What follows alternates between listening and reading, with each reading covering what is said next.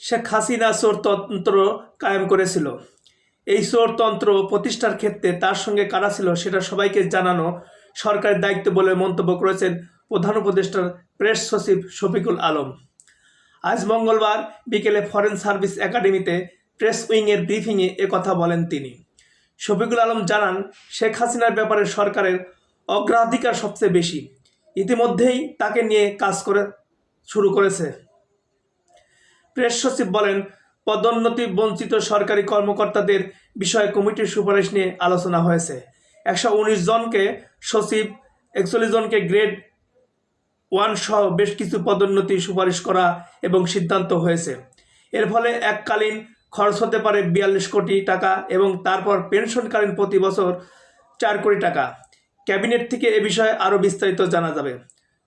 দক্ষিণ কোরিয়ার সঙ্গে বাণিজ্যের ব্যাপারে তিনি আরও বলেন, দক্ষিণ কোরিয়ার লোনের ইন্টারেস্ট রেট খুব কম, তাই তাদের সঙ্গে বাণিজ্য বাড়াতে চেষ্টা চলছে। সরকার আশাবাদী খুব দ্রুত কোরিয়ার বাংলাদেশের নতুন বাজার উন্মুক্ত হবে।